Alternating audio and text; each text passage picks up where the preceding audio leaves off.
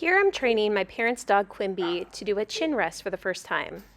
She's relatively new to training, so I use a lot of food lures, especially in the beginning, and eventually I phase those out into having my hand do a pointing gesture or a gesture like it still has a treat inside but no treat actually there. I use the marker signal of treat to pinpoint the reward-worthy moment and follow up immediately after with the reward. Quimby also really enjoys praise, so I use a lot of praise after my marker signal to further encourage her actions. I also want to bring in all the feel-good vibes with chin rests. So for that reason, I bring in Quinny's favorite thing in the world, play, and use that as an additional reward for her doing the rest behavior. We're on to a new training session. During this video, you'll see several training sessions compiled into one to show the gradual progression as we advance. As she's able to remain successful with her chin down, I'm starting to add in small distractions like small hand movements and reinforcing her for keeping her chin down. If she gets distracted and moves off to the side, that's okay. I'm just going to be patient, wait for 4 on the floor, again with 4 paws on the floor, and then redirect her with a pointing or luring gesture back to her chin rest item. Here I'm also reinforcing her for her chin staying down for longer lengths of time. And I really want to reinforce the chin down rather than the mouth down, especially for those dogs that love to play, because sometimes they may learn to actually pick up that chin rest item. Now I'm getting her used to a hand being next to her, as would happen with handling. So I want to get her used to different variables with that chin rest item and situation. So having a hand there can add in a new variable, and she's actually starting to touch her body to my hand. There she got distracted by a noise from outside, which was the other dogs, but I thought at first it was something to do with my hand being stressful. So I went ahead and turned my hand over to make it less stressful for her. Sometimes dogs can get overly excited and may start to paw or climb up over top their chin rest item. If that happens, just calmly guide them so they have 4 paws back on the ground. And if needed, you can always go back to puppy basics. So just start to reinforce any chin movement towards that item and make it really easy for them to build up their confidence and then build up more gradually the next time. Remember, little steps mean big progress in the end. So rather than pushing too far, too fast, just be moving at a pace your dog is relaxed and comfortable with. And really do what works for your dog. For Quimby, she gets really excited and is incredibly focused with play. So we're using that to end out our sessions to make it all the more fun and exciting for her. And what I'm really liking too is that she's really resting her head down on that item. She's really getting into that rest position and settling in, which is perfect. That's what I really want to see. Here we're starting another session with Quimby. And again, we're going back to some of the puppy basics. So I may be doing a little bit more pointing, and I'm going to make it easier for her. So I'm not going to start off right away with handling. Instead, we're just doing the basics of the chin on the chin rest item.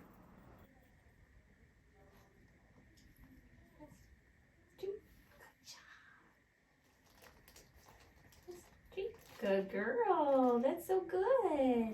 I'm also starting to add in that cue. So I may say the cue initially as she starts to do that behavior. So as she's moving her chin down, I may say a word like rest.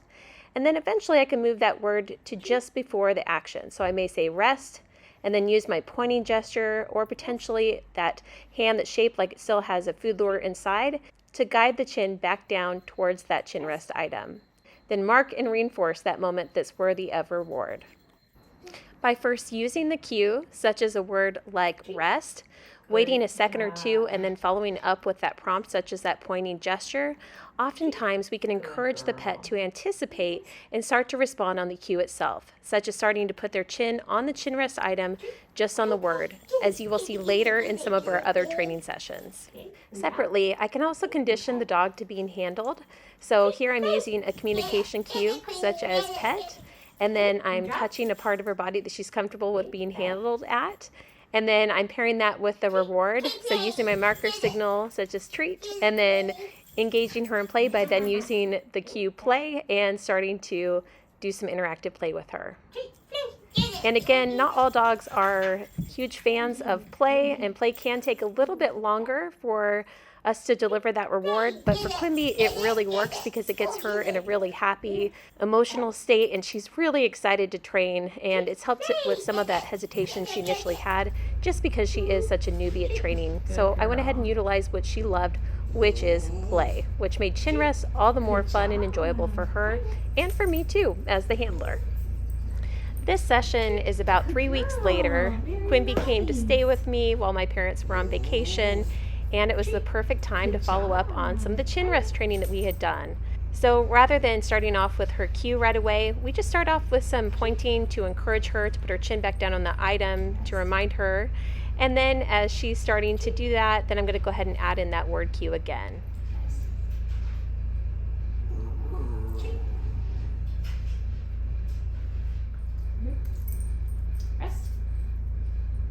So again, I want to start easy and build up gradually to really increase her confidence and her comfort level with doing the chin rest behavior.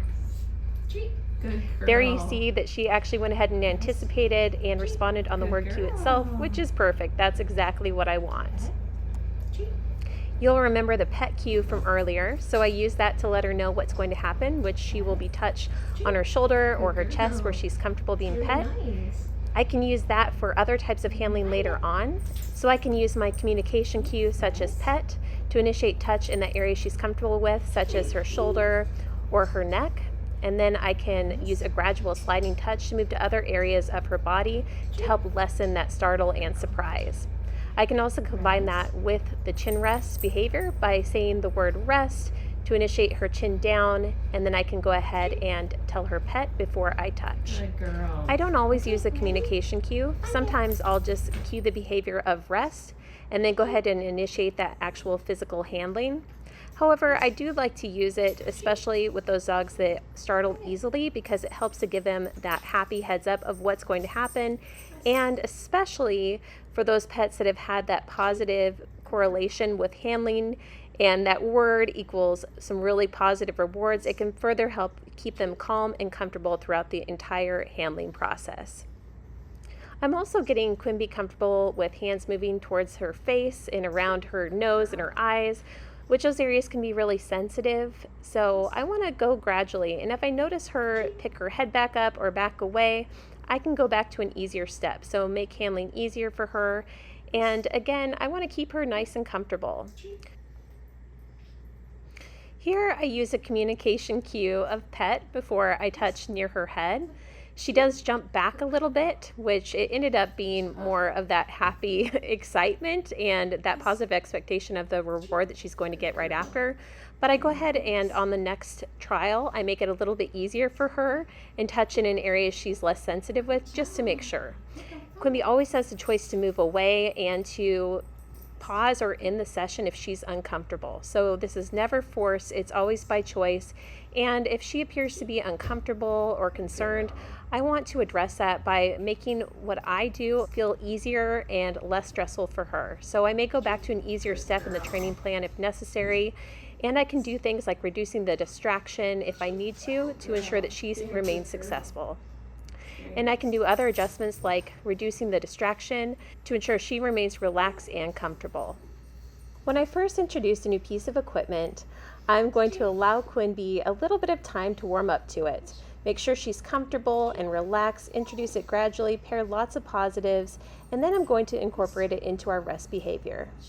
Here I'm using a communication cue of brush, and that lets her know that she's going to be touched with that brush before it happens, which helps to lessen the startle and surprise, which is also really important for Quimby because she does have some negative associations with being brushed from some past experiences. So having that communication cue and gradually building up on that behavior and combining it with the chin rest has been really invaluable. You'll also notice that a lot of the time we are training on a non-slip surface, which is also beneficial for reducing slip and scare moments, so giving them a stable surface to stand on can really help. You'll also notice that Quimby is encouraged to remain in a stand position. That's because it's a much easier position to do veterinary handling and grooming from, and if you need a different position, you can always cue it later. So we do what by default becomes a stand behavior for the chin rest, And if we want to cue a sit or a down or a lie on the side with the chin rest for a different type of behavior, such as perhaps a more settled position for nail trims, we can also do that. Do what works for your dog, but ideally have their default position for the rest behavior be a stand. We also want to ensure that we're watching our dog's body language throughout our training and handling. We want our dog to remain as happy and relaxed as possible, ensuring that they're comfortable and that they're coping well with the situation at hand. If I notice she's uncomfortable, I can always adjust what I'm doing to help her feel more relaxed. And that may include getting her more comfortable with certain aspects of this situation. So if she's not comfortable, for instance, with being touched with a brush, I may work on that separately. Or I can use it with the rest behavior. I just want to introduce it at a very slow rate to make sure she remains relaxed and comfortable. That way nothing is forced upon her and she's kept comfortable and relaxed throughout the entire process. We're teaching the foundation of chin rest here with Quimby, so this is a beginner level, but eventually what we want to do is start to switch up some of the variables, such as where the handler is positioned relative to the dog, and adding in extra people, or integrating in other types of handling. When I switch sides with Quimby, I want to go back to some of the earlier basics, so I may just start off with a short rest and reinforce that. Then I may add in some gradual distractions, such as hands moving, or I may start to do some handling, but keep it short and make it easier than what I was doing on the side that she was already more accustomed to.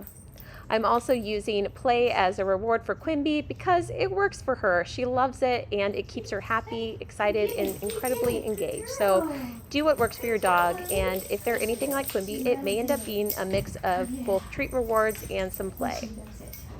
However, if you find that your dog is getting too excited with the play, you may want to go back to just treat rewards, which can be really easy to deliver and help to reinforce that calm behavior. Yeah.